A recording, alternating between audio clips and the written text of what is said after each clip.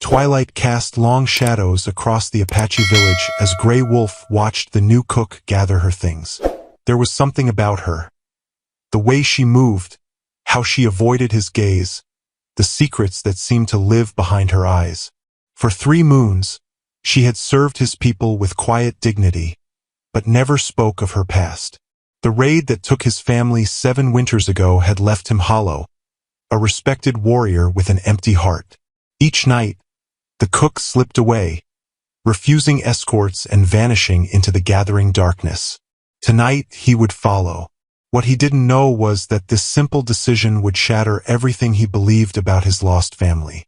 Would the truth bring healing or only deepen the wounds that time had failed to close? Before we jump back in, tell us where you're tuning in from, and if this story touches you, make sure you're subscribed because tomorrow I've saved something extra special for you. Grey Wolf sat alone in his dwelling, the sacred eagle feather turning slowly between his weathered fingers. The morning light filtered through the smoke hole above, casting a circle of golden warmth that failed to reach his heart. 7 winters had passed since enemies had taken everything that mattered. 7 winters since the raid that had left his wife dead and his daughter missing. Her body never found among the victims. "Grey Wolf, the council awaits," said Running Bear from the entrance. Grey Wolf tucked the eagle feather into his hair, an honor he had earned in battle, but felt unworthy to wear since failing to protect his family. Outside, the village came alive with morning activities. Children chased each other between dwellings, women prepared morning meals, and men readied for hunting or patrol. Grey Wolf acknowledged each tribal member with a dignified nod, his position as a leader demanding respect despite the hollow space within his chest. At the council circle, the elders had gathered. Old Thundercloud, whose eyes had witnessed over 80 winters, raised his hand in greeting. "The hunters from the western ridge report strangers crossing our territory," Grey Wolf announced, settling onto a woven mat. "I have sent scouts to watch them." "Are they the same ones?" asked Running Bear, his voice careful. Everyone knew which ones he meant, the raiders who had attacked their village 7 winters past. "No," Grey Wolf replied. "Different markings. Smaller group." The conversation drifted to other matters: water rights with the neighboring tribe, the coming harvest ceremony, the training of young warriors. Grey Wolf's voice remained steady, his decisions fair and considered. The others saw a leader in control, never glimpsing the emptiness that consumed him when alone. After the council dispersed, Grey Wolf walked to the cooking area. The smell of stewing meat and herbs drew him forward. The new cook, Silent Water, worked with efficient movements, her back turned to him.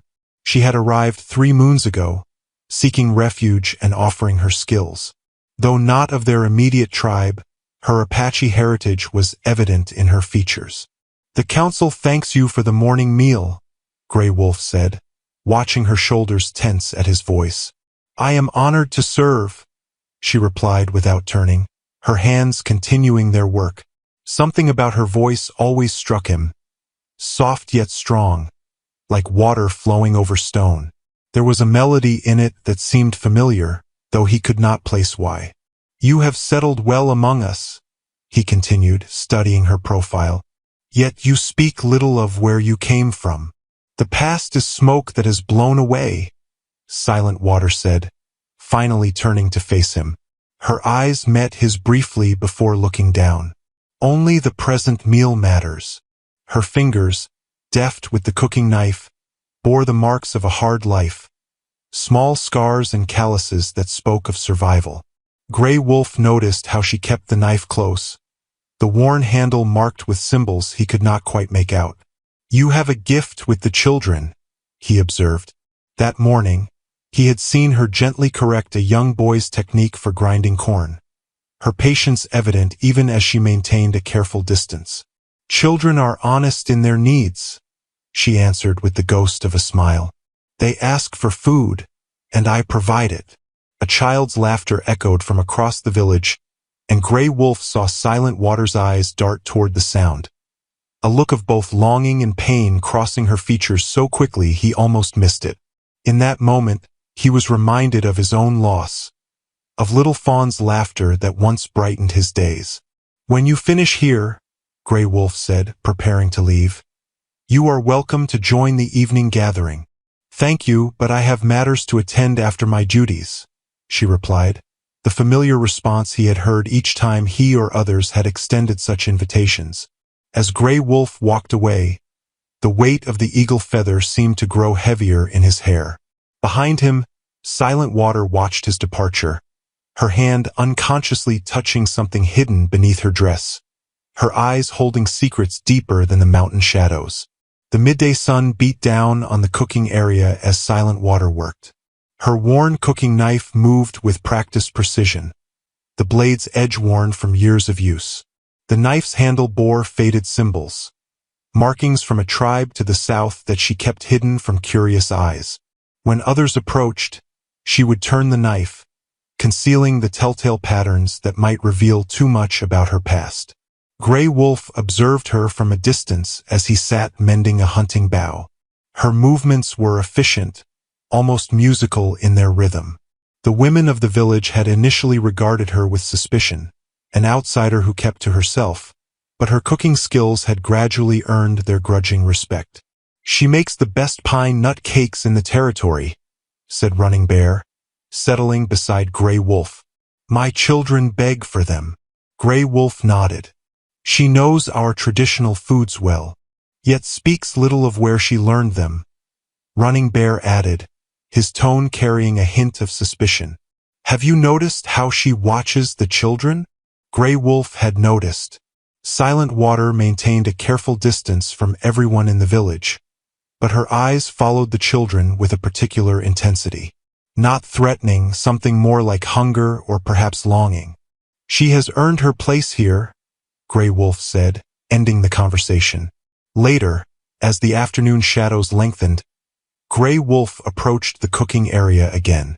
Silent Water was teaching two young girls how to prepare a healing tea, her instructions gentle but precise.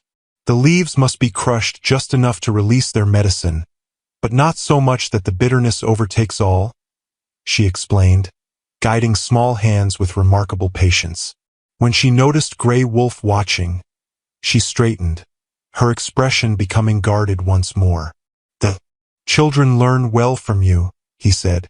"They are eager students," she replied, her voice softening as she looked at the girls. "Little Dove has a natural gift for the healing plants." Grey Wolf nodded toward a pot simmering over low flames. "What do you prepare for tonight's meal?" "Venison stew with wild onions and the first juniper berries," she answered, then hesitated before adding, "I added sage and pine nuts, the way the Mescalero Apache prepare it." Grey Wolf's interest sharpened. "You know Mescalero ways?" Her hand moved to the knife at her waist, a protective gesture he had noticed before. "I have traveled widely." A commotion at the village edge interrupted them. An elder woman called out as a hunting party returned with a large buck.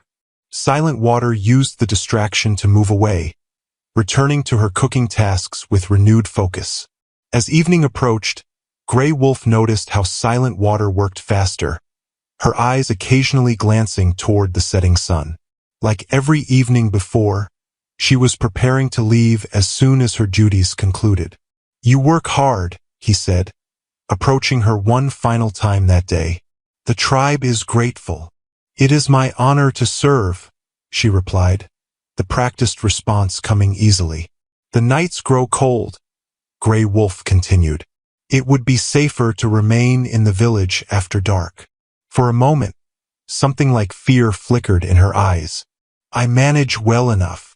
"At least take a torch," he insisted, offering her one from the central fire. Silent Water hesitated, then accepted it with a slight nod. "Thank you for your concern." As twilight deepened into dusk, Grey Wolf watched from the shadow of his dwelling as Silent Water gathered her small bundle of belongings and slipped away from the village. She moved with purpose, her path taking her toward the eastern foothills where the forest grew dense. Running Bear approached, following Grey Wolf's gaze. "Every night she leaves. Every morning she returns," Yes, Grey Wolf replied, his decision forming like a stone in his mind. What do you think she hides? Running Bear asked. Grey Wolf touched the eagle feather in his hair. Tonight, I will discover the truth.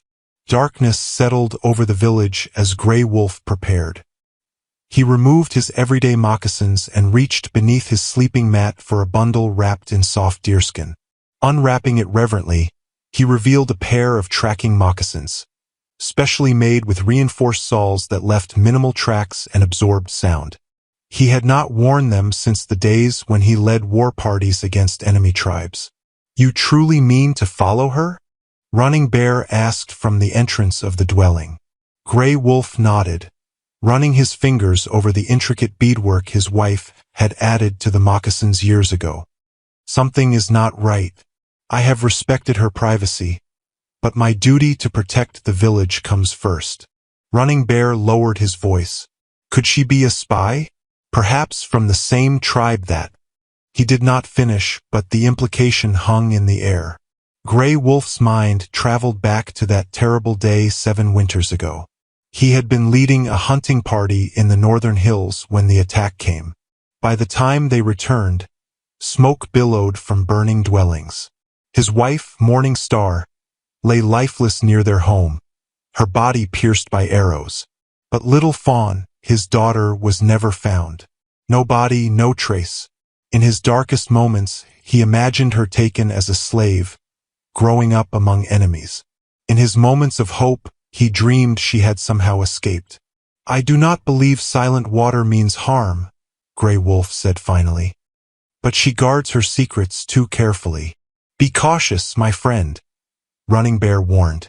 Sometimes secrets are protected with violence. Grey Wolf slipped the tracking moccasins onto his feet, feeling their familiar embrace. From a small pouch, he removed a mixture of ash and clay, applying it to his face in the traditional pattern of a night hunter. Dark streaks beneath the eyes to reduce reflection, lines across the cheekbones to break up the face's outline. If I do not return by morning, bring warriors to search for me along the eastern trail, Grey Wolf instructed. Running Bear clasped his friend's arm. May the spirits guide your path. Before leaving, Grey Wolf made one final stop at the cooking area. Silent Water had left everything meticulously clean, but a faint scent of pine nuts and sage lingered in the air. He noticed something unusual. A small footprint in the soft earth near the cooking fire, too small to belong to Silent Water or any adult. A child's print. Yet there had been no children in the cooking area when Silent Water departed. The discovery strengthened his resolve. Grey Wolf moved silently through the village, keeping to shadows. At the eastern edge, he paused, scanning the darkened landscape. The quarter moon provided just enough light to make out the main trail, but Silent Water would have left nearly an hour before. He would need to rely on his tracking skills. Kneeling, Grey Wolf examined the ground. There, a slight depression in the soil, the edge of a footprint partially obscured by fallen pine needles. He moved forward, finding another print, then another. Silent Water moved lightly, but not like a warrior trained to hide her trail. The path led toward the densest part of the forest, away from other settlements and known hunting grounds. Grey Wolf followed patiently, his senses attuned to every sound and smell of the night forest.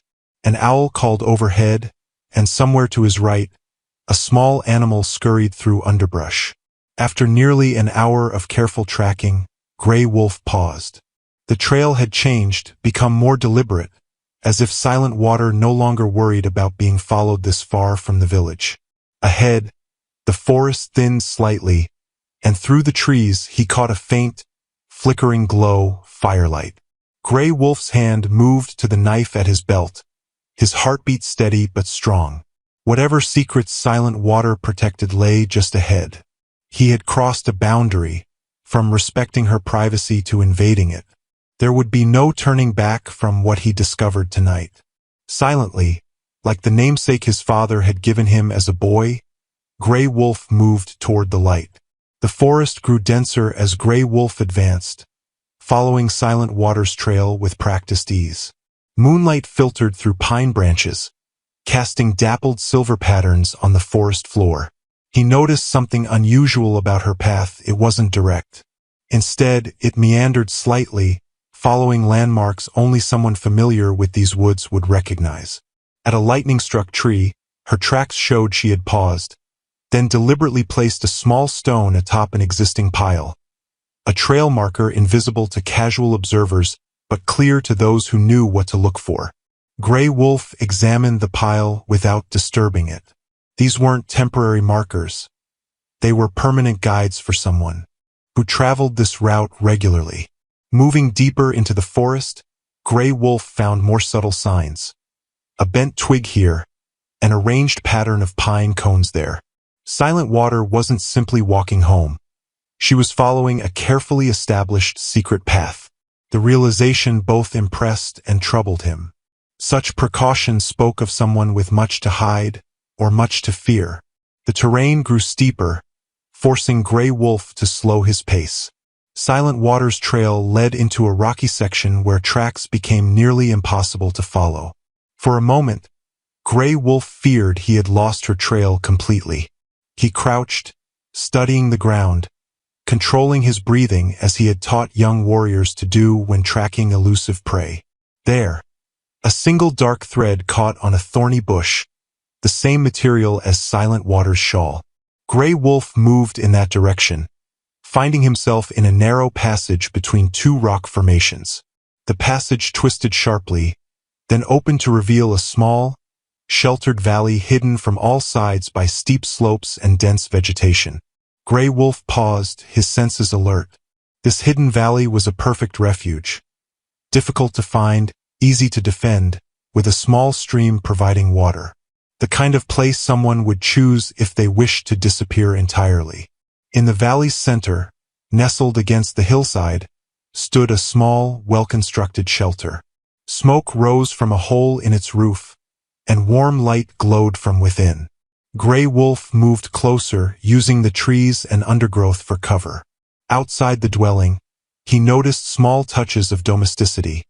Herbs hanging to dry, a tiny garden plot, carefully stacked firewood. This was no temporary camp. Silent Water had established a home here, a permanent one. A sound caught his attention, soft singing from inside the shelter. Grey Wolf froze, listening. The melody was an Apache lullaby, one often sung to children at bedtime. His own wife had sung it to Little Fawn. The singing stopped, and Grey Wolf heard movement inside. Silently, he circled to where he could see the shelter's entrance without being exposed. From his new position, he could make out more details. The dwelling was constructed with exceptional care, its walls reinforced against both weather and potential attackers. Near the entrance lay a small bow and a quiver of child-sized arrows. Grey Wolf's breath caught in his throat. Child-sized. The entrance covering moved aside, and Silent Water emerged, carrying a water container. She moved to the small stream, filled the vessel, and stood for a moment looking up at the night sky. In the moonlight, her face appeared younger, the guardedness momentarily absent. She looked peaceful here, in her secret refuge, away from the watchful eyes of the village. She returned to the shelter, and Grey Wolf prepared to move closer when he heard a new sound from within. A child's voice. "Did you see any stars, Mother?" the voice asked. "Many stars tonight," Silent Water replied, her voice warmer and more animated than Grey Wolf had ever heard in the village. "The sky people have lit all their fires. Tell me the story about the bear stars again," the child requested. "After you finish your water, little one," Silent Water answered. Grey Wolf's heart pounded against his ribs. A child. Silent Water had a child hidden here. The implications raced through his mind. Was this why she kept her distance from the village? Was this her secret? He needed to see this child. Moving with utmost caution, Grey Wolf approached the shelter's single small window. Grey Wolf crept toward the small window, his heart thundering so loudly he feared it might betray his presence. The opening was covered with a thin hide scraped translucent enough to allow light through while maintaining privacy. He positioned himself where shadows would conceal him but afford a view inside. The interior of the small dwelling was neat and well organized. A central fire pit provided both warmth and light, its smoke rising to exit through the roof opening. Woven mats covered the packed earth floor, and various containers lined the walls. Everything spoke of careful preparation. This was not a temporary shelter but a permanent home. Silent Water sat near the fire, her back to the window.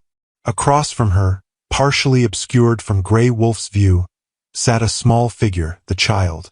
"The water is sweet tonight," Silent Water said, her voice gentler than Grey Wolf had ever heard it. "The stream spirits must be happy." "Did anyone follow you from the village?" the child asked, surprising Grey Wolf with the caution in such a young voice. "No, little one. Our secret remains safe," Silent Water reassured. "Now drink your tea before it cools. It will help you sleep without the dreams." The child shifted, moving into Grey Wolf's line of sight, and he had to stifle a gasp. She appeared to be 8 or 9 winters old, with long black hair and delicate features that struck him with painful familiarity. But what froze his blood was what hung around her neck, a necklace of turquoise and silver, its distinctive pattern unmistakable even in the firelight. His mother's necklace, the one he had given to Morning Star, who had promised to pass it to their daughter when she came of age. The necklace that had disappeared the day of the raid. Grey Wolf's vision blurred, his mind struggling to comprehend what his eyes were seeing. The child's face. Those eyes.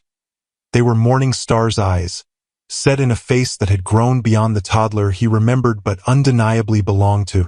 Little Fawn. His daughter. The shock nearly drove him to his knees. Little Fawn lived. His child, whom he had mourned for 7 winters, sat just feet away, drinking tea with the woman who had kept her existence secret from him. "Tell me about the Bear Stars now," his child requested, fingering the necklace absently. Silent Water began the traditional Apache tale, her voice weaving the story with practiced ease.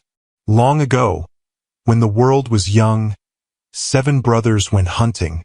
Grey Wolf barely heard the words, his focus fixed on his daughter's face as she listened, entranced. Her expressions, the way her brow furrowed in concentration, how her head tilted slightly, were gestures he remembered from before, habits inherited from her mother. As Silent Water spoke, Little Fawn leaned forward eagerly, and the firelight caught her profile. In that moment, Grey Wolf saw himself in her features. His father's strong nose, his own determined chin. How had he not recognized Silent Water's secret the moment he saw her? The evidence was there in every furtive glance, every careful word, every hurried departure at dusk. "And that is why the 7 brothers remain in the sky," Silent Water concluded the story, "forever circling the star that does not move. Like we circle the village," Little Fawn said thoughtfully.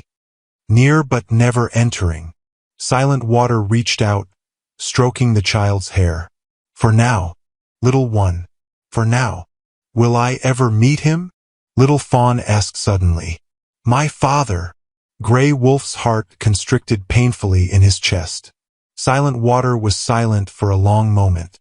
"Perhaps someday, when the time is right." "You said he's a great warrior," Little Fawn continued. "Would he be angry that we hide from him?" "No," Silent Water said softly.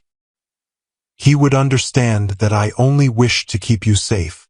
Grey Wolf backed away from the window, overwhelmed. His daughter lived. The child he had thought lost forever had been raised in secret, just beyond his reach. And Silent Water, who was she to have rescued his child and kept her hidden all these years? He retreated into the forest, needing distance to process the revelation that had shattered everything he believed about his loss. His daughter lived. Nothing would ever be the same again. Grey Wolf did not remember the journey back to the village. He moved through the forest like a man in a dream, his mind replaying the image of little Fawn's face in the firelight. By the time he reached his dwelling, the eastern sky had begun to lighten with dawn's approach.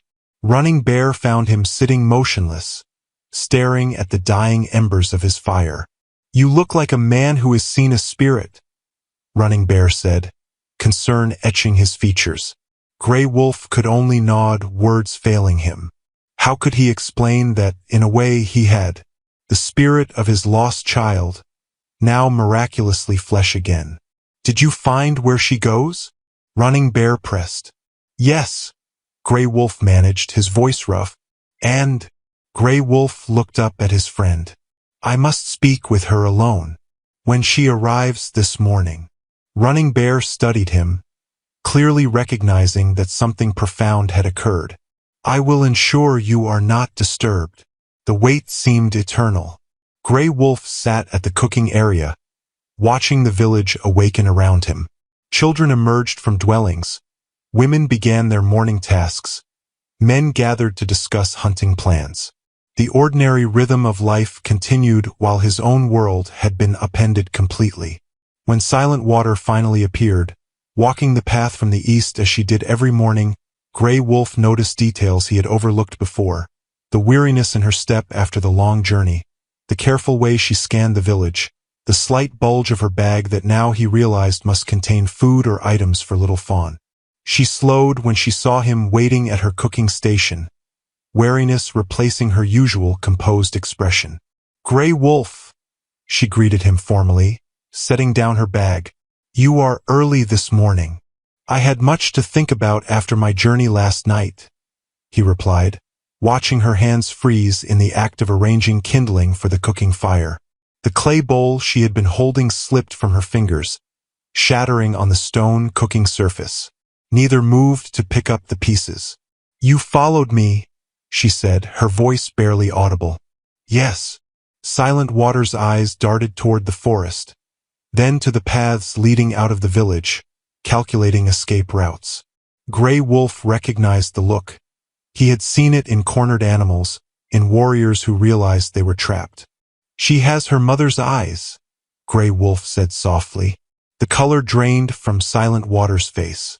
"Please," she whispered. "She is all I have. She is my daughter," Grey Wolf stated, his voice trembling despite his effort to remain calm.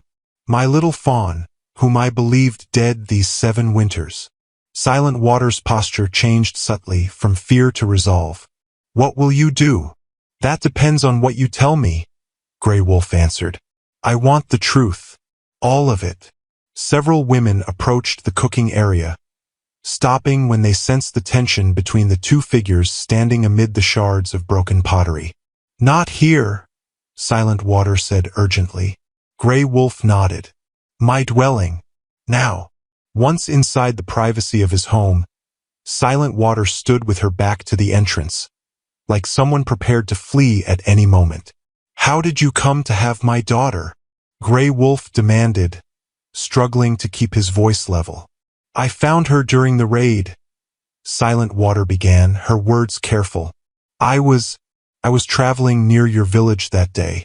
I heard the screams, saw the smoke. By the time I arrived, the attackers were leaving."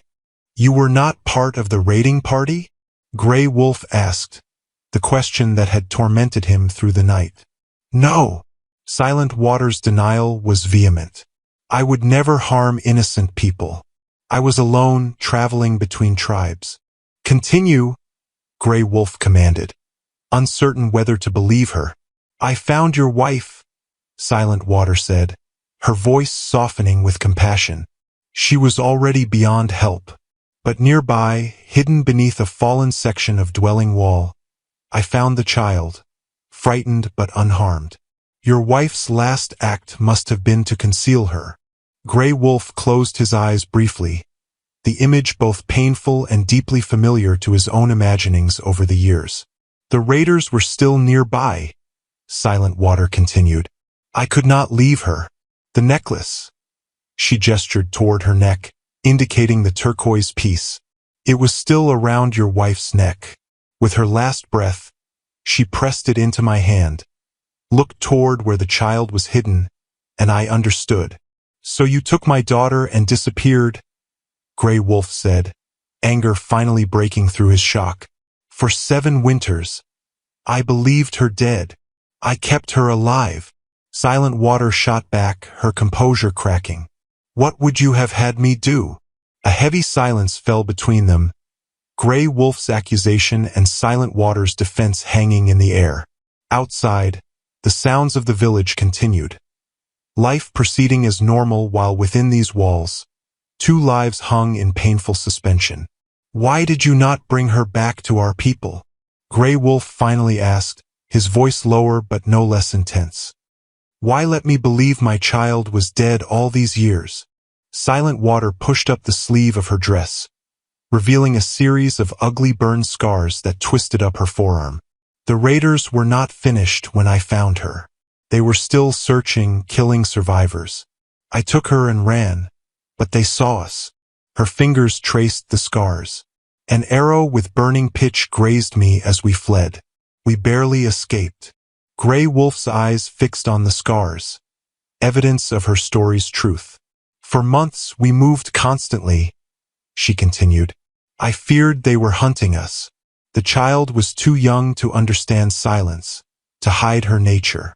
One wrong word to the wrong person. She shook her head.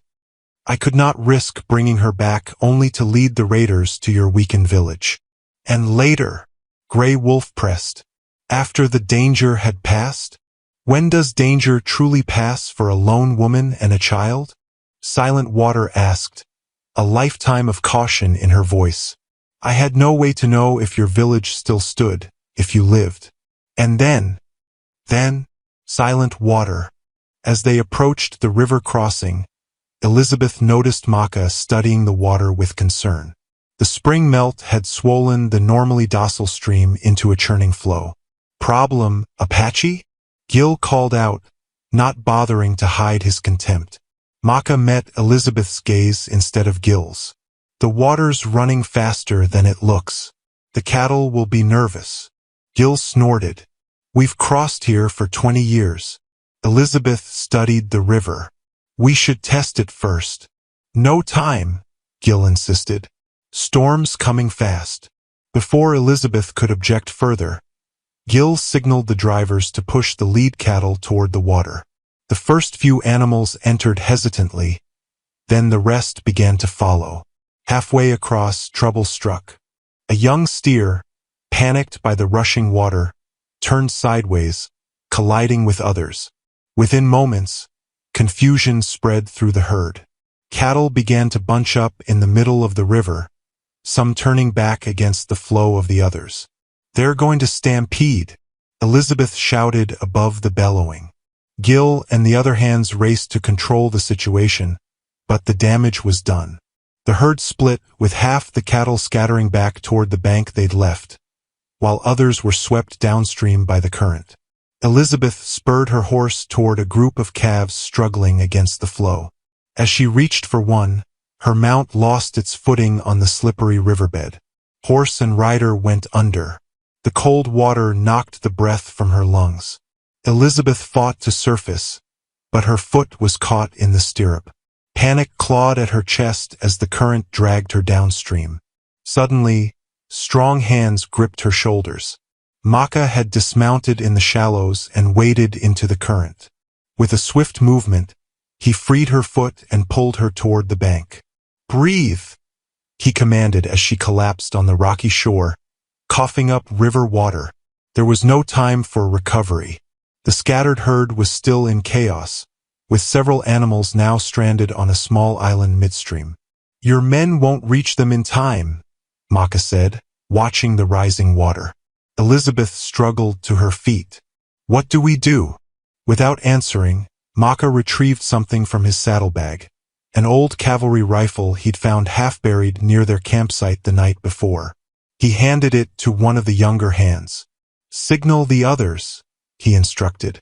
3 shots means form a line downstream to catch stragglers. He turned to Elizabeth.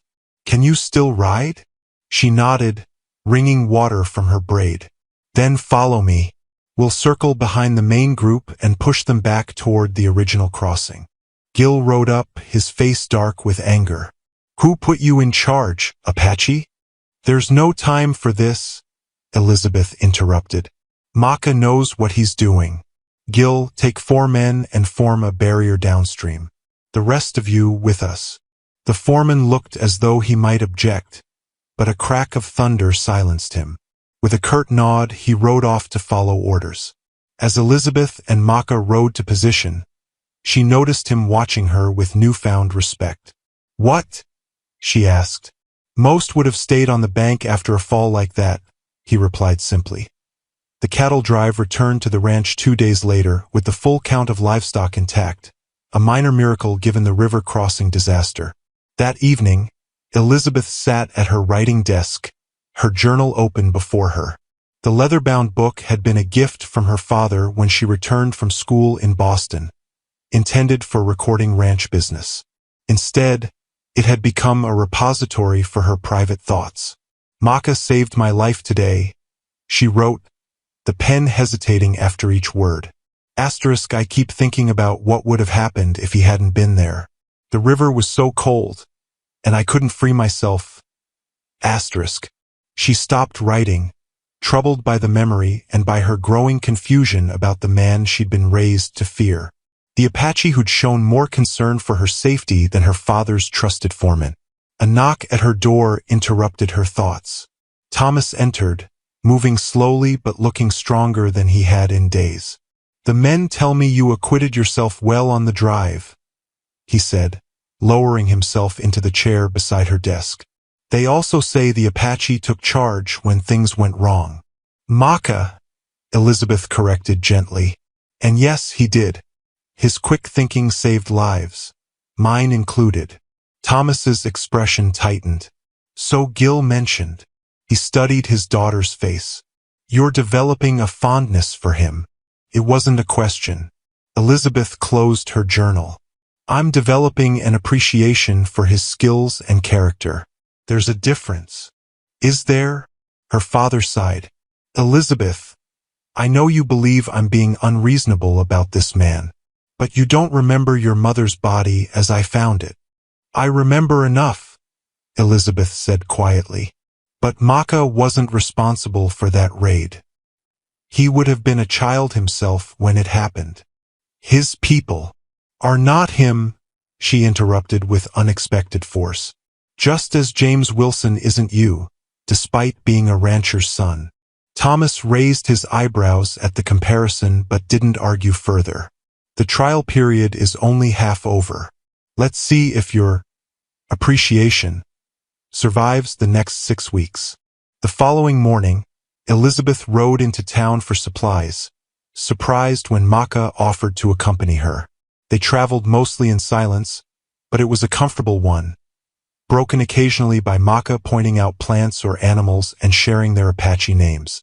Asterisk, it's a asterisk, he said, indicating a large eagle circling overhead. Asterisk, it's a asterisk, Elizabeth repeated, testing the unfamiliar sound on her tongue.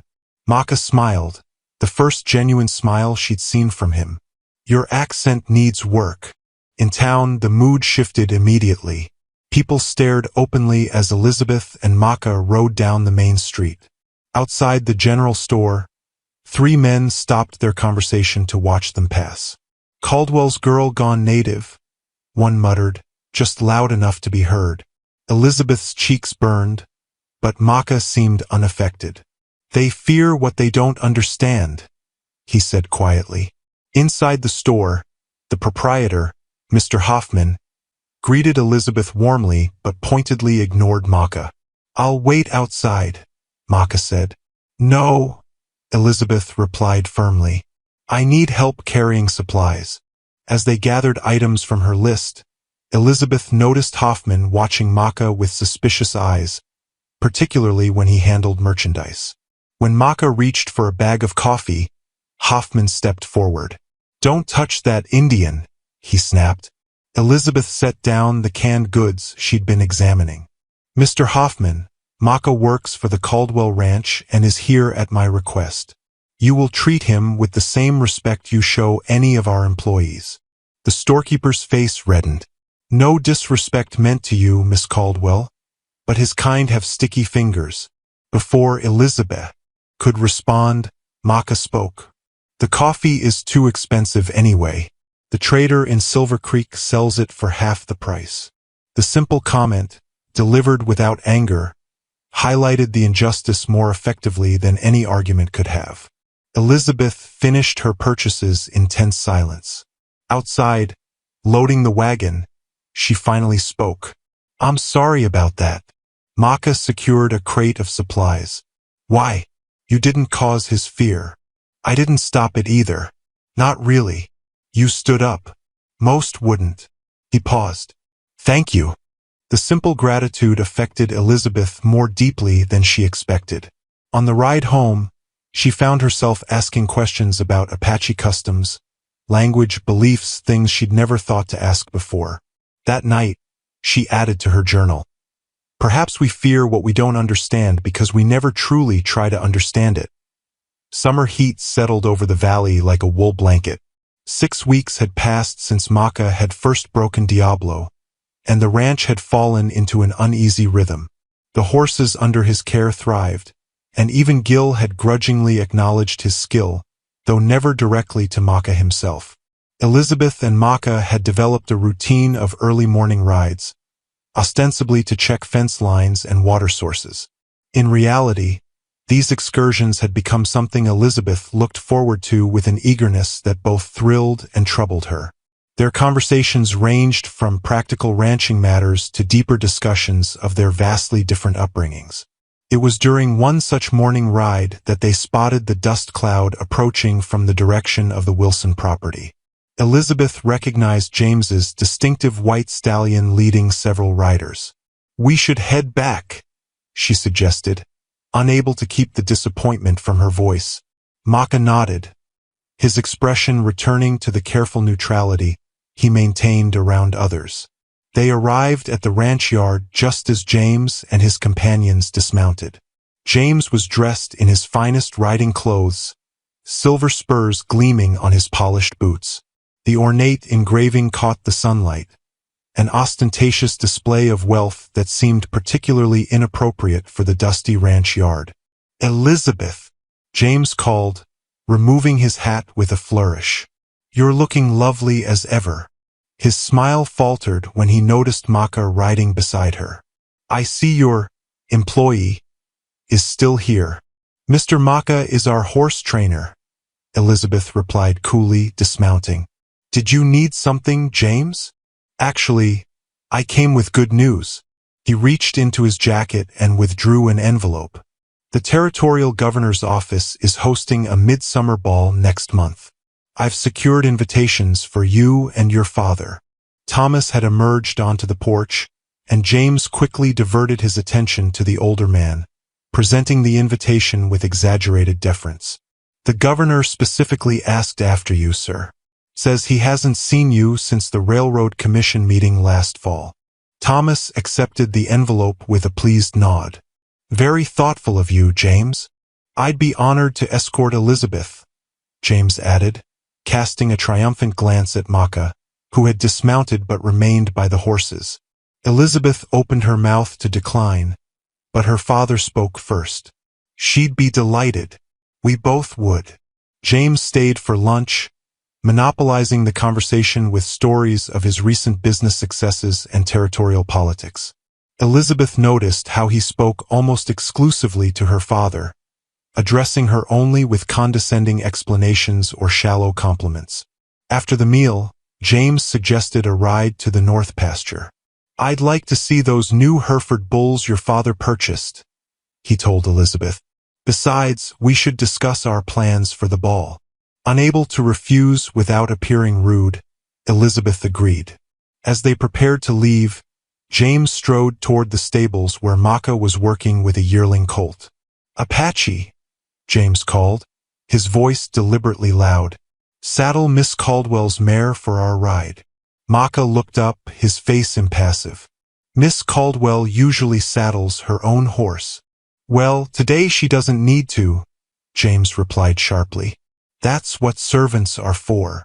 Elizabeth intervened. Maka is a horse trainer, not a stable boy, James. I'll saddle my own mount. James's face darkened. You allow him to call you by your first name?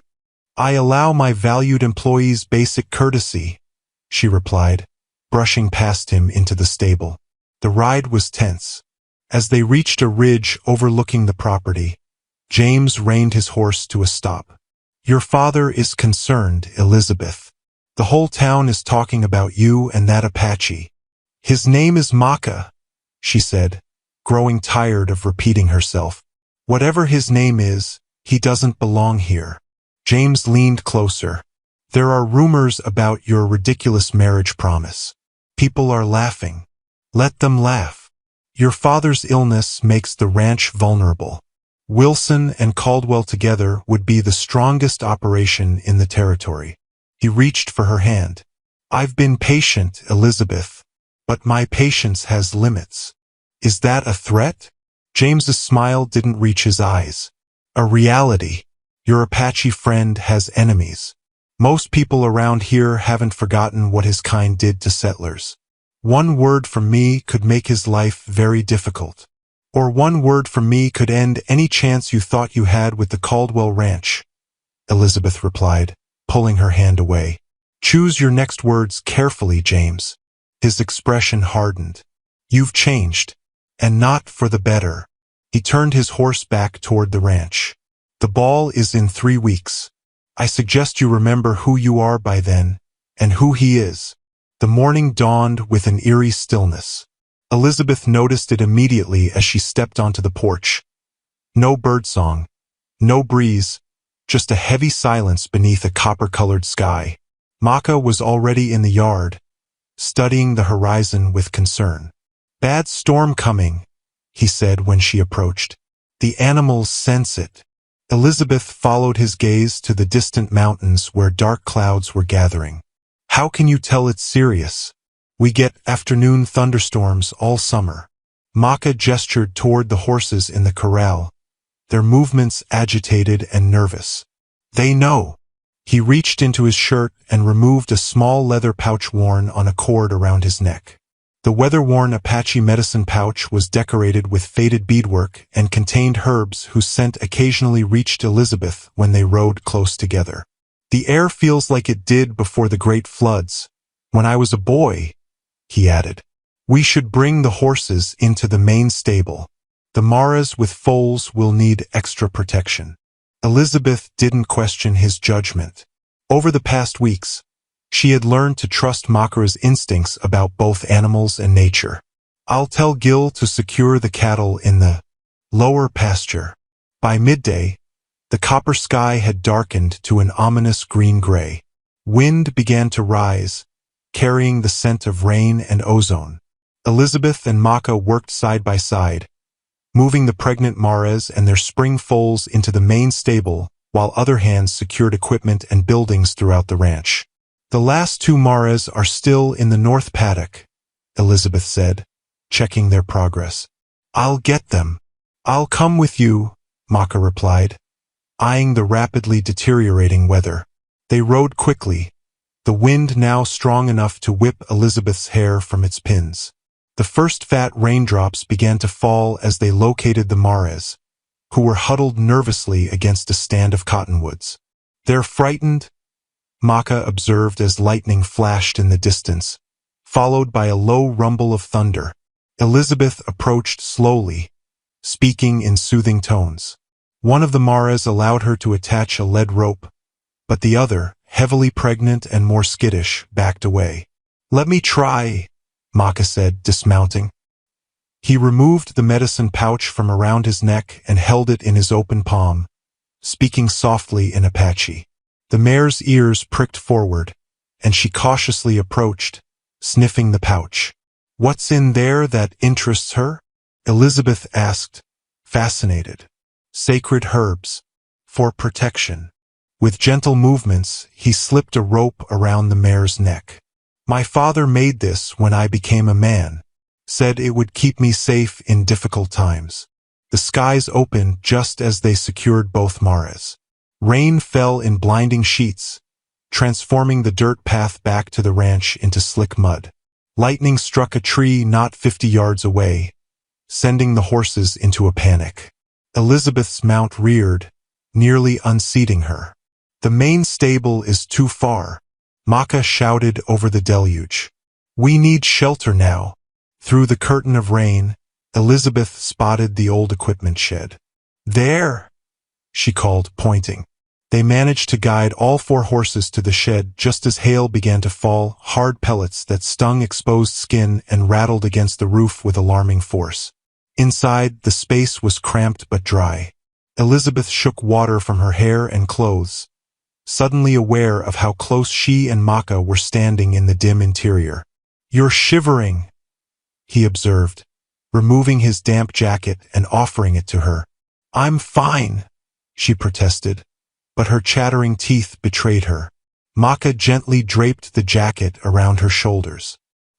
His hands lingered there, warm despite the chill, and Elizabeth found herself looking up into his face. Water droplets clung to his eyelashes and the strong planes of his cheekbones. For the first time, she allowed herself to fully acknowledge how handsome he was. "Thank you," she said, meaning more than just the jacket. Outside, the storm raged with growing intensity. Inside, a different kind of storm was brewing, one of emotions Elizabeth had been trying to deny for weeks. "Will your medicine pouch protect us too?" she asked, her voice softer than she intended. Maka's dark eyes held hers. "It protects what is precious to me." The simple words carried a weight that made her breath catch. Slowly, as if giving her time to step away, Maka raised his hand to her cheek. "Elizabeth," he said, her name on his lips sounding like both a question and an answer. The storm passed by morning, leaving behind puddles and debris scattered across the ranch yard. Elizabeth and Maka returned separately, a mutual, unspoken decision after what had passed between them in the shed. That single touch, his hand on her cheek, had changed everything. They hadn't spoken of it, but the shift was undeniable. Elizabeth entered the house to find her father in his study, an old trunk open beside his desk.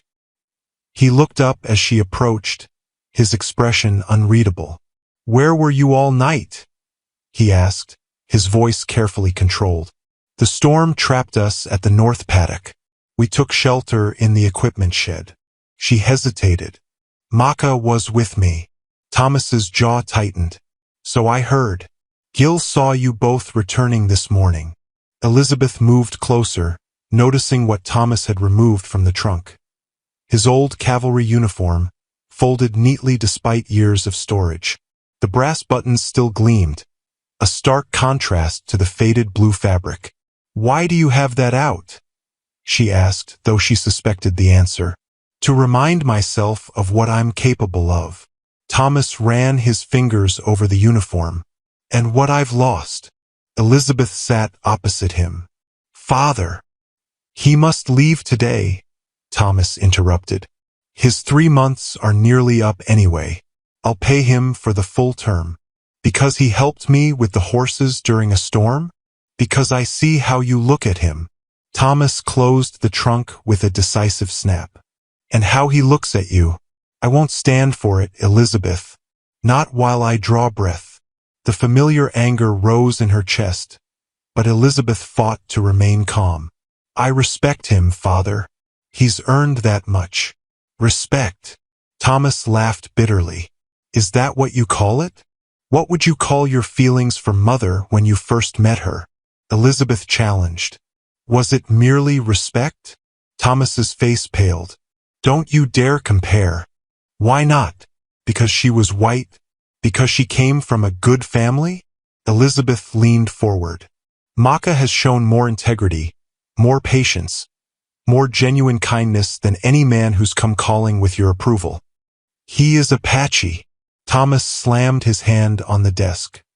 "His people murdered your mother. He was a child when that happened." Elizabeth stood, her composure finally breaking. "Maka has suffered losses too. His entire family was killed by cavalry soldiers who didn't bother to distinguish between peaceful tribes and raiders. Thomas looked as though she had struck him. You defend them now? Over your own blood. I defend the truth, she replied, her voice breaking. And the truth is, Maka is a good man who doesn't deserve your hatred. Thomas rose shakily to his feet, suddenly looking every day of his 65 years. If you choose him, you are no daughter of mine. The words hung in the air between them, too momentous to be immediately absorbed. Elizabeth felt as though the floor had dropped away beneath her feet. You don't mean that, she whispered. I've never meant anything more. Thomas turned away, his shoulders slumped. I'm dying, Elizabeth. The sudden confession stunned her. What? The doctor confirmed it last week. My heart is failing. He touched the uniform again. I had hoped to see you settled before I go, with someone worthy of the Caldwell name. Elizabeth's anger dissolved into grief. Father, why didn't you tell me? Would it have changed anything? He looked at her with tired eyes. Would you have chosen differently? She couldn't answer. The thought of losing her father was unbearable, but so was the thought of losing Maka, of denying what she had only cautiously accepted her presence. Some, like old Thundercloud, had embraced her as Little Fawn's protector. Others, particularly Running Eagle, a warrior who had lost his wife in the same raid that took Morning Star, watched her with undisguised suspicion. Running Eagle's son wouldn't let me play the hunting game today, Little Fawn said suddenly, her voice small. He said Mother isn't really Apache and doesn't belong here. Grey Wolf felt a flash of anger. That was wrong of him. I'll speak with Running Eagle. No, Silent Water interjected. Such words are expected. They will fade in time. They shouldn't have been spoken at all, Grey Wolf insisted. Silent Water shook her head. I am an outsider who kept the daughter of a respected warrior hidden for 7 winters. Questions are natural. Little Fawn looked between them, distressed by the tension. But Mother belongs with me, and I belong with Father, so Mother belongs with Father too, doesn't she? The innocent logic of the child rendered both adults momentarily speechless. Grey Wolf caught Silent Water's eye over Little Fawn's head, seeing in her expression the same startled recognition he felt, that in the child's mind, they were already a family, complete and proper. The basket needs all 3 weavers to be strong, Little Fawn added, returning to her work, unaware of the weight her words carried. Grey Wolf watched his daughter's small hands moving confidently among the reeds, binding 3 separate strands into a single, stronger whole. Perhaps, he thought, there was wisdom in a child's simple understanding that adults too often overlooked. The council gathering began like any other, with elders and warriors seated in their traditional places around the central fire. Grey Wolf took his position of honor, the council's talking stick resting beside him. The polished wooden rod, decorated with eagle feathers and symbolic carvings, represented the speaker's right to be heard without interruption, a tradition that maintained order during difficult discussions. Grey Wolf had not expected this meeting to include matters concerning Silent Water or Little Fawn. The usual topics, hunting territories, relations with neighboring tribes, preparations for the coming cold season, had dominated the agenda. But as the practical matters concluded, Running Eagle rose unexpectedly. I wish to speak of the woman called Silent Water, he announced. His voice carrying the hard-edged Grey Wolf had come to recognize whenever the warrior discussed his daughter's guardian. Grey Wolf's hand moved instinctively toward the talking stick, but old Thundercloud was faster, his ancient fingers closing around the sacred object. Running Eagle may speak, the elder declared, passing him the stick. Running Eagle stood tall, his scarred face set in determined lines. He had been among the warriors who survived the raid 7 winters ago, returning to find his young wife among the dead. Unlike Grey Wolf, he had no miracle return of lost family to heal his bitterness. For a full moon cycle, We have welcomed this woman among us because she brought back Grey Wolf's daughter. Running Eagle began. We have given her a dwelling, shared our food, treated her as one of our own. Yet she remains apart, keeping secrets, watching our ways with strangers' eyes. Grey Wolf tensed, but the traditions were clear. While Running Eagle held the talking stick, no one could interrupt. I say this is dangerous, Running Eagle continued. How do we know she speaks truth about finding the child during the raid? How do we know she was not part of the raiding party herself? Perhaps she stole Grey Wolf's daughter and now seeks to infiltrate our tribe for some darker purpose. Murmurs rose from the gathered council. Grey Wolf's jaw clenched as he fought to maintain the composure expected of a leader. She hid in the forest all these years, watching our village from a distance. Running Eagle's voice grew more impassioned. Why? What was she waiting for? I say we cannot trust what we do not know, and we know nothing of this woman except what she herself has told us. Running Eagle turned to face Grey Wolf directly. Your joy at finding your daughter has blinded you, brother. This woman has cast a spell over you with her mysterious ways and her quiet voice. But I lost my wife to the same raiders. I remember their markings, their methods. The woman's story has too many convenient parts. Finally, Running Eagle raised the talking stick toward the sky. I demand that Silent Water undergo the truth ritual before the entire tribe. Let her speak her story while breathing the sacred smoke that reveals all lies. Then we will know if we harbor a savior or a serpent in our midst. He thrust the talking stick toward Grey Wolf, who took it with a steady hand that belied his inner turmoil. Running Eagle speaks from pain I understand too well, Grey Wolf began, measuring his words carefully. I too lost a beloved wife to the raiders. I too sought someone to blame for my suffering. He rose to his feet, matching Running Eagle's stance. But Silent Water bears the scars of her rescue of my daughter. Burns from the raiders' flaming arrows as she fled with little Fawn. She has raised my child with knowledge of our ways, our stories, our traditions. These are not the actions of an enemy. Scars can be gained in many ways, Running Eagle countered. Though without the talking stick he had no right to speak. Several elders frowned at the breach of protocol. Grey Wolf continued, undeterred. Silent Water could have remained hidden forever. Instead, she sought me out, risking everything to reunite me with my daughter. After 7 winters, Running Eagle interjected again. Why not sooner? What was she waiting for? Old Thundercloud raised his hand for silence. Running Eagle forgets our ways. The talking stick is not in his hands. Grey Wolf looked around the circle, seeing doubt in many eyes. Running Eagle's suspicions had found fertile ground. Whatever his personal feelings about Silent Water's choices, he could not deny the legitimacy of the council's concerns. If Silent Water has nothing to hide, Running Eagle pressed, she will not fear the truth ritual. Grey Wolf felt the weight of the council's attention. The truth ritual was an ancient practice, rarely used but deeply respected. To refuse it would only deepen suspicions about Silent Water. I will speak with her, Grey Wolf finally conceded, passing the talking stick back to Old Thundercloud. The truth ritual will be conducted in 3 days' time, if she consents.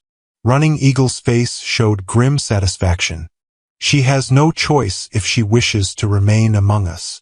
As the council dispersed, Grey Wolf remained seated, staring into the dying fire. How would he explain this to Little Fawn? How would Silent Water respond to this public questioning of her integrity? And beneath these immediate concerns lay a deeper fear. What if Running Eagle was right? What if there were parts of Silent Water's story she had never shared, even with him? The village gathered in a solemn circle as the medicine man, White Elk, prepared the sacred smoke bowl. The carved stone vessel, blackened from countless ceremonies, held a mixture of sacred herbs known to induce both truthfulness and clarity of memory. Grey Wolf stood at the circle's edge, his face a mask that concealed his inner turmoil. 3 days had passed since the council meeting. 3 days of Silent Water's quiet acceptance of the ritual, of Little Fawn's confused questions, of Grey Wolf's own doubts and fears growing like shadows at dusk. "Will it hurt, Mother?" Little Fawn had asked that morning, her small face pinched with worry. No, Grey Wolf had assured her, though in truth, the ritual's effects varied.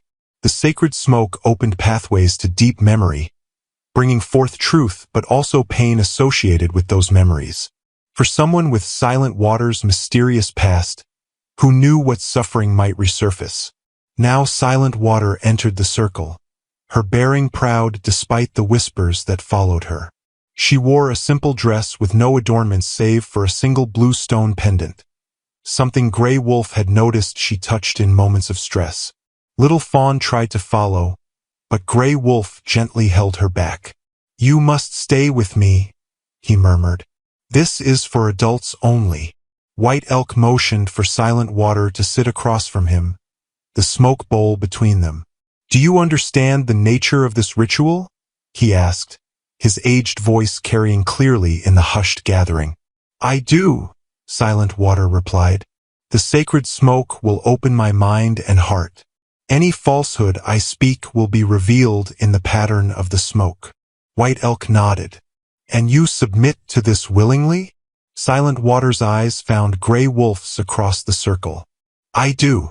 Running Eagle stepped forward, his face stern. "I will ask the questions," he declared. Grey Wolf moved to object, but Old Thundercloud raised a restraining hand. "It is proper for the one who called for the ritual to guide it," the elder reminded him. White Elk ignited the herbs, and fragrant smoke began to rise from the bowl in a thin, straight column. He chanted softly, calling upon the ancestors to witness and guide the proceedings. When the chant concluded, he nodded to Running Eagle. "What is your true name?" Running Eagle began, his voice hard. "Not the one you call yourself among us." Silent Water inhaled the sacred smoke, her eyes never leaving Grey Wolf's. "I was born Racing Cloud, daughter of Strong Bow of the Mescalero Apache. After the death of my family, I took the name Silent Water to mark my new life." The smoke continued to rise in a straight line, unperturbed, a sign the words held truth. "Were you present at the raid on our village 7 winters ago?" Running Eagle demanded. "Yes," Silent Water answered, causing a stir among the watchers. "But not as a raider. I was traveling alone, following the river trail. I heard screams and saw smoke rising." "Why were you traveling alone, a young woman far from her people?" Running Eagle pressed. Silent Water closed her eyes briefly, and Grey Wolf saw pain cross her features. "My family, my husband and infant son, had been killed by sickness the winter before. I had no one left among my people. I was wandering, seeking a reason to continue living." The smoke wavered slightly but did not curl or split. Her words contained emotional pain but no deception. "How did you find Grey Wolf's daughter?" Running Eagle continued, undeterred by the murmurs of sympathy from some in the circle. "I entered the village after the raiders had moved to the far side. I was searching for survivors to help." Silent Water's voice grew softer, and all leaned forward to hear. "I found a woman, Morning Star, dying from arrow wounds. She could not speak, but her eyes kept looking toward a collapsed section of dwelling. I found the child there, hidden beneath fallen hides and branches." The smoke continued its steady rise as Silent Water described finding Little Fawn, the desperate flight from returning raiders, the arrow that grazed her arm with burning pitch.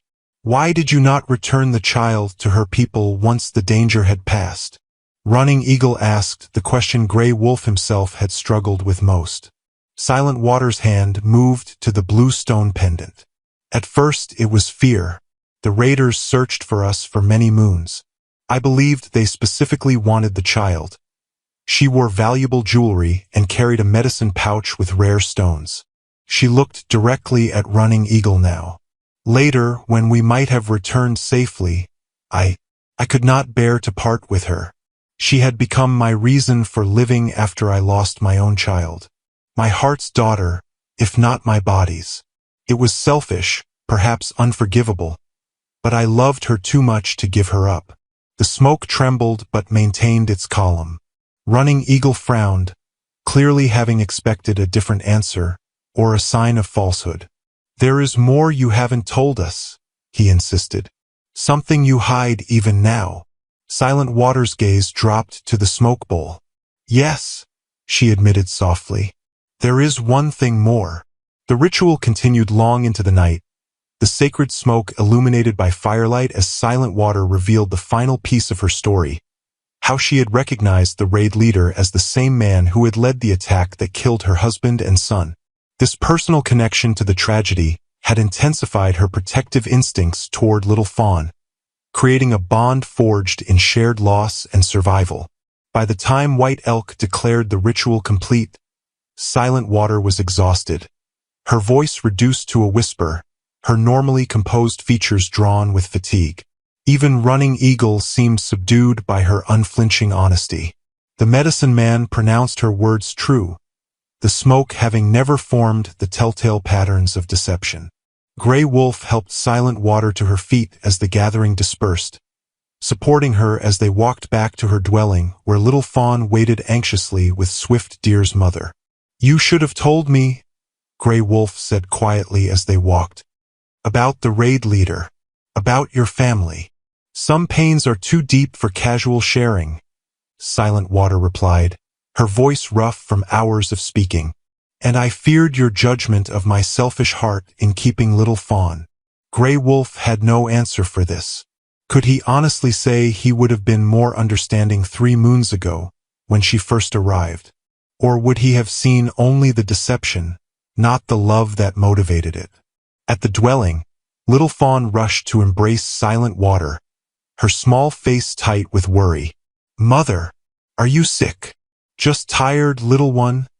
Silent Water assured her, though she swayed slightly on her feet. The speaking ceremony took much strength. You should rest, Gray Wolf said, helping her to her sleeping mat. Little Fawn can stay with me tonight. But Little Fawn shook her head firmly. I will take care of Mother, she declared with a child's determination. Like she always takes care of me when I'm sick. Gray Wolf recognized the resolve in his daughter's expression, the same stubborn set of jaw he sometimes saw in his own reflection. Then I will bring what you need, he compromised. In the days that followed, Silent Water developed a fever that White Elk attributed to the strain of the truth ritual combined with the emotional toll of reliving her traumatic memories. The medicine man visited daily, bringing healing herbs that he combined with those from Silent Water's own carefully prepared medicine bundle. Gray Wolf divided his time between tribal duties and visiting Silent Water's dwelling, where Little Fawn maintained a constant vigil by her mother's side. He watched his daughter apply cool cloths to Silent Water's forehead, sing softly to her during restless moments, and prepare simple broths just as she had been taught. You care for her well, Gray Wolf observed one evening as Little Fawn carefully measured dried leaves for a healing tea.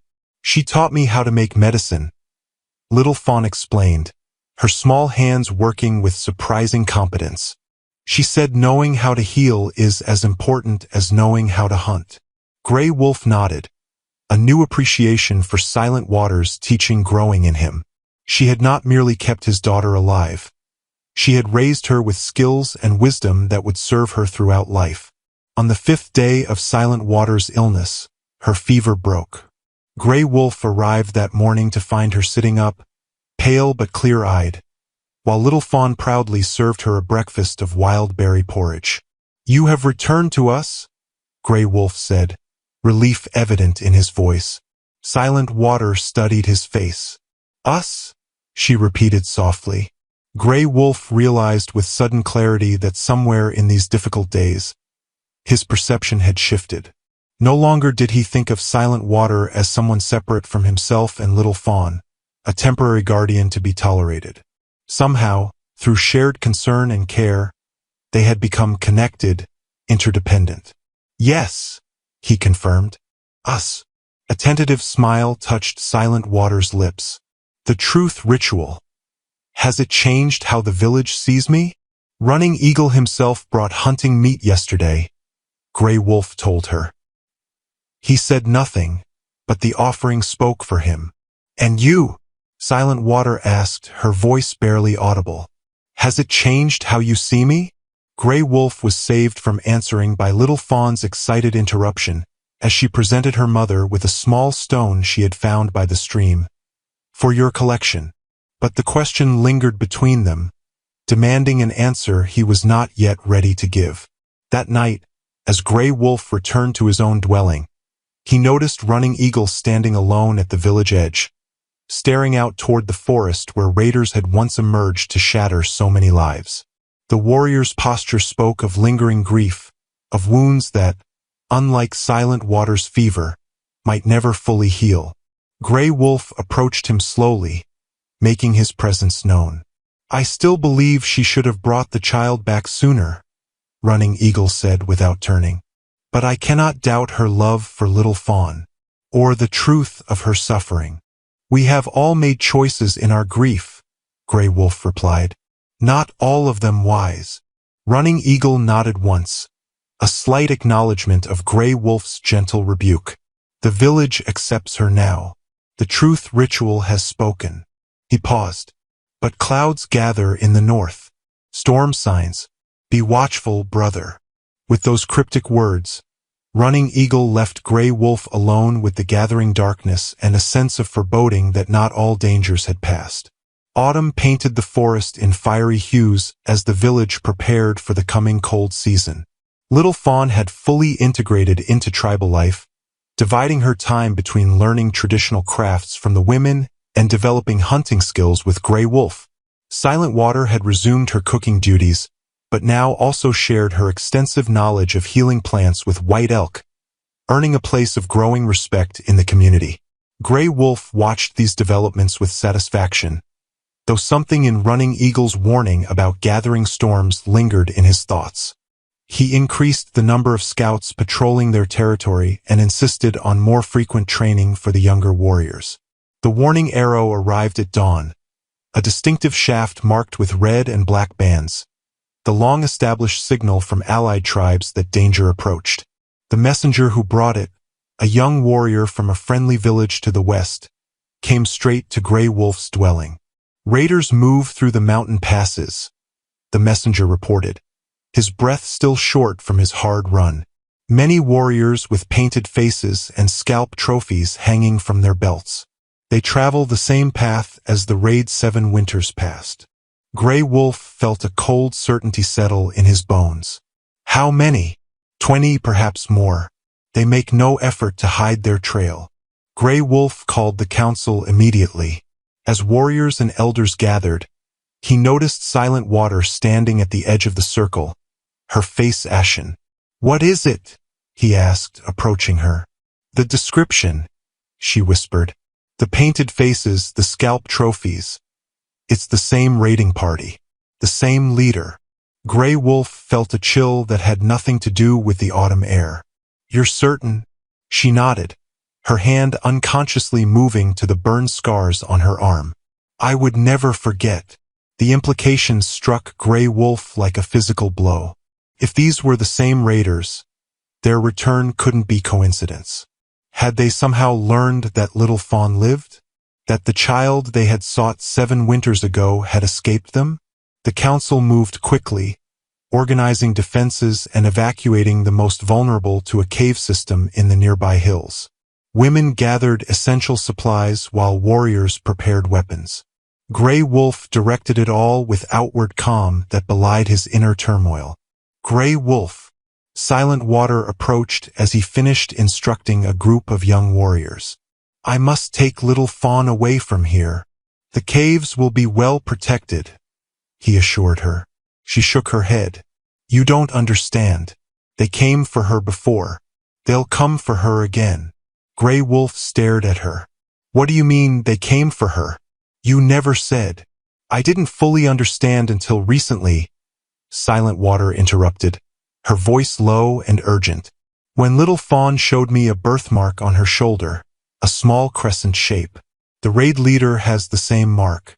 I think he may be related to Little Fawn by blood. Impossible, Grey Wolf said flatly.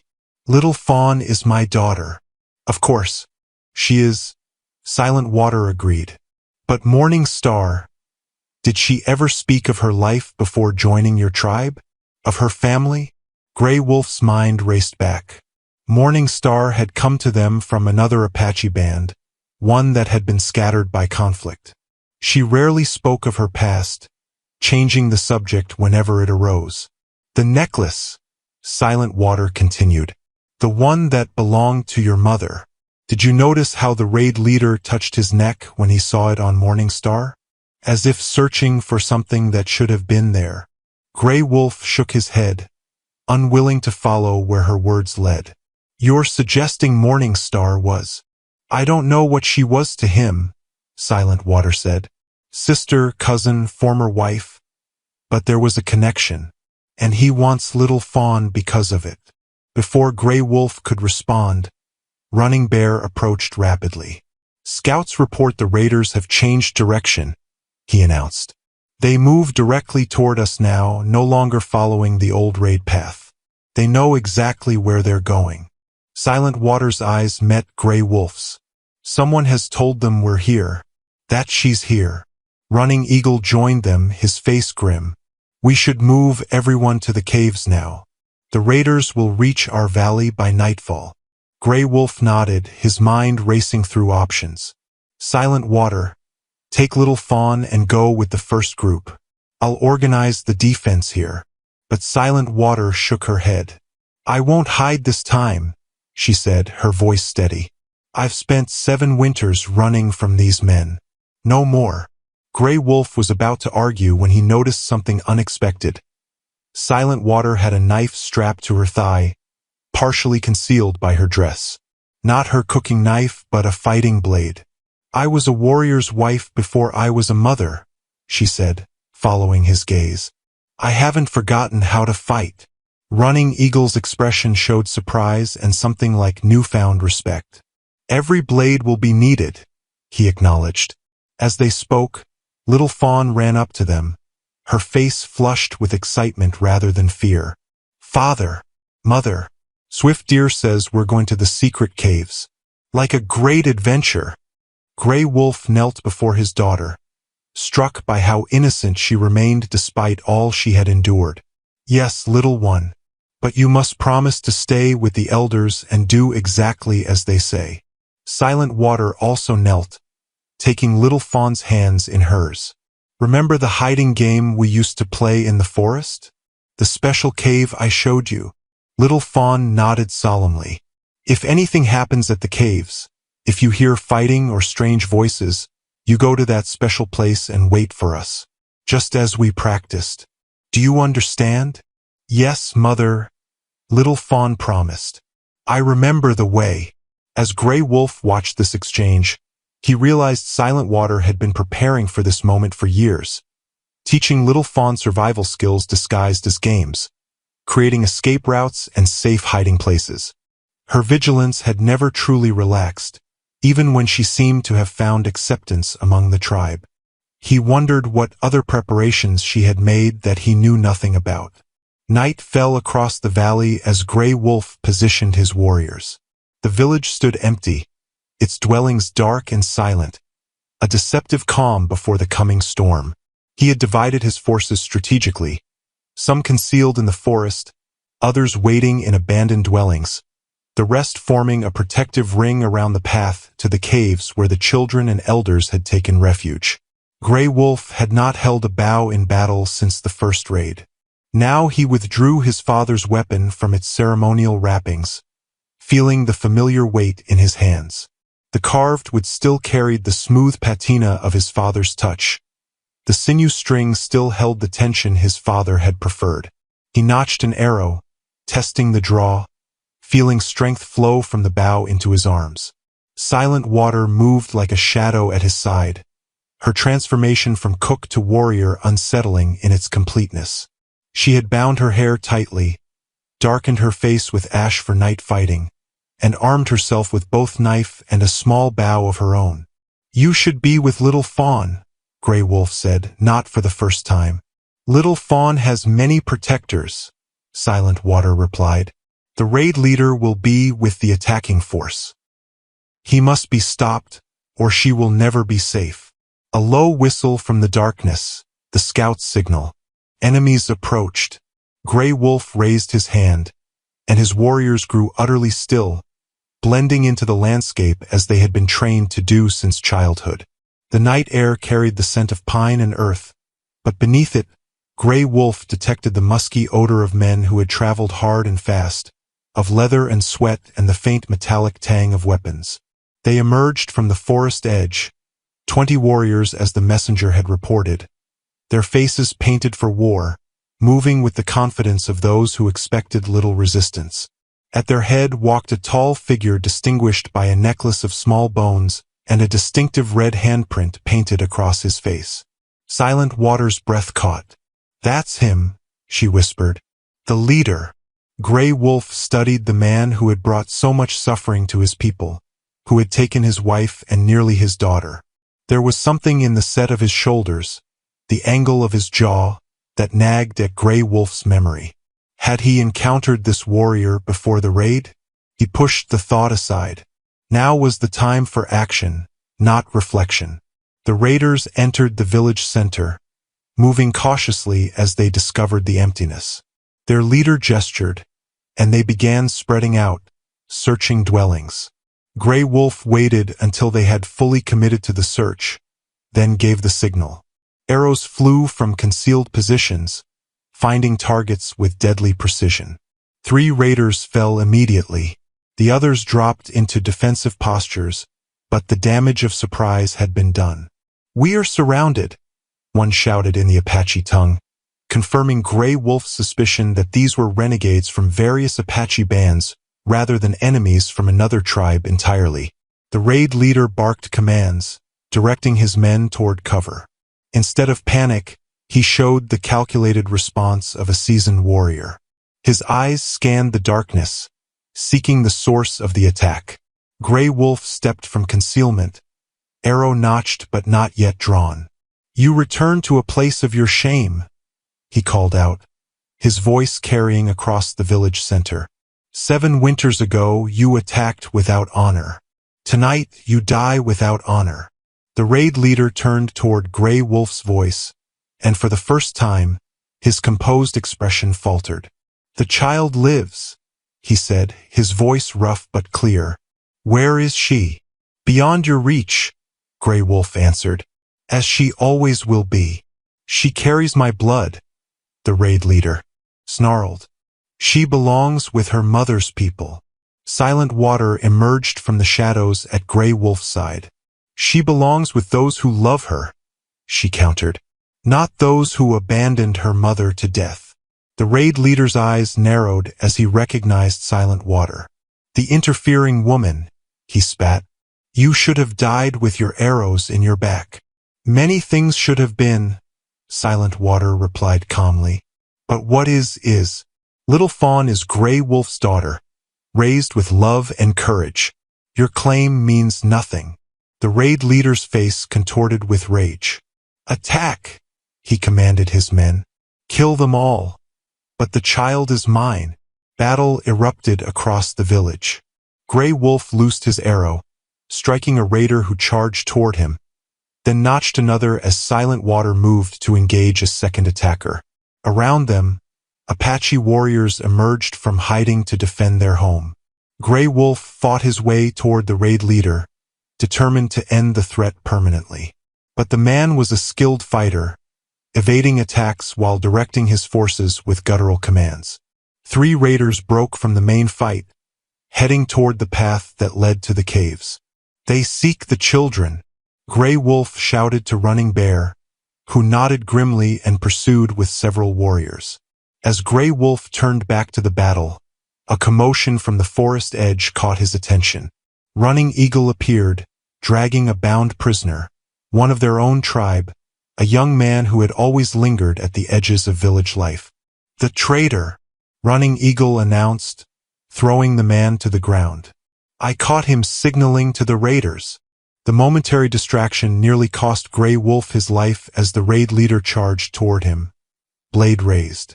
Silent Water's warning cry came just in time for Grey Wolf to sidestep, the blade slicing air where he had stood. Morning Star was my sister, the raid leader shouted as he wheeled for another attack. Her child belongs with her true family. Grey Wolf felt a shock of understanding as the final piece of Silent Water's theory fell into place. Not a former husband, but a brother. A brother Morningstar had fled from, whose cruelty or control she had escaped by joining Grey Wolf's tribe. She chose us, Grey Wolf replied, blocking a strike with his bow. She chose me. Little Fawn is my daughter in all ways that matter. The raid leader's next attack drove Grey Wolf backward, separating him from Silent Water, who was engaged with her own opponent. Across the village, the battle hung in balance, the raiders' greater numbers offset by the Apache warriors' knowledge of the terrain and righteous defense of their home. A piercing scream cut through the sounds of battle, a child's voice, coming from the direction of the caves. Little Fawn. Grey Wolf's heart froze at the sound of Little Fawn's scream. The raid leader used his momentary distraction to strike, his blade slicing across Grey Wolf's arm. Pain flared, but Grey Wolf barely felt it. His focus narrowed to a single thought. Reach his daughter. Go! Silent Water shouted, suddenly at his side again. I'll hold him. Before Grey Wolf could respond, Silent Water launched herself at the raid leader, her smaller blade moving with lightning speed. Her attack was so fierce, so unexpected, that the larger warrior was forced back, momentarily defensive. Grey Wolf hesitated only a heartbeat before turning toward the caves. Silent Water was right. Little Fawn needed him now. He sprinted through the chaos of battle, leaping over fallen bodies, dodging combatants locked in struggle. The path to the caves climbed steeply, winding through boulders and stunted pines.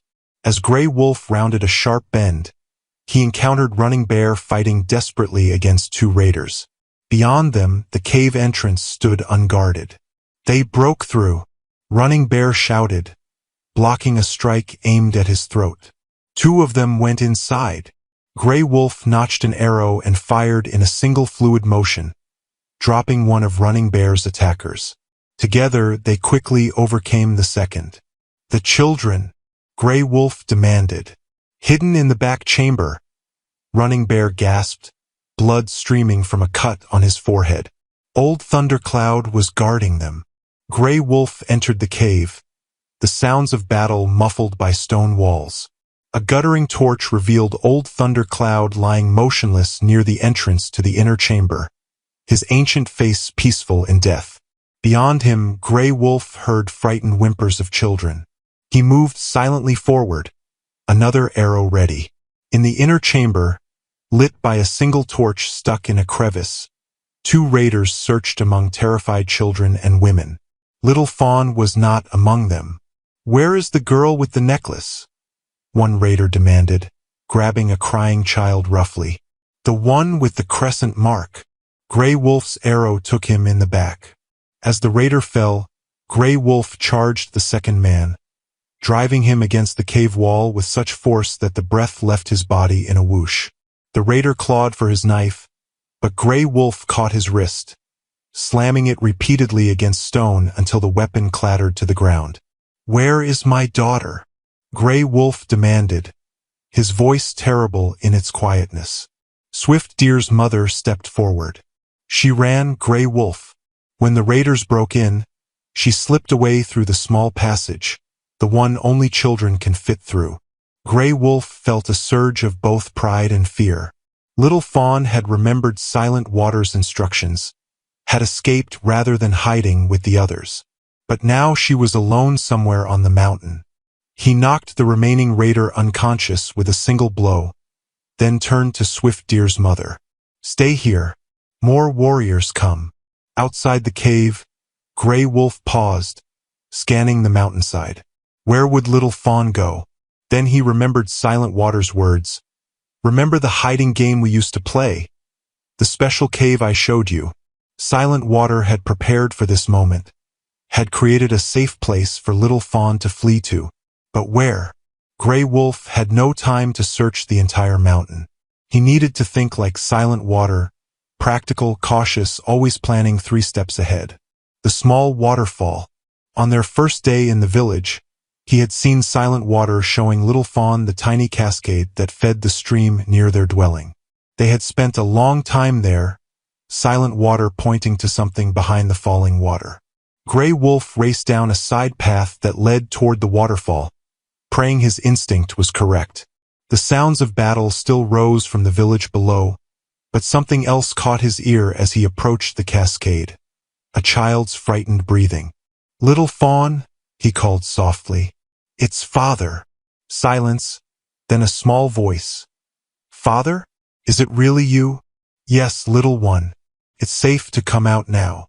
Behind the curtain of water, a small opening in the rock face revealed it. Self as Little Fawn emerged, wet and trembling but unhurt.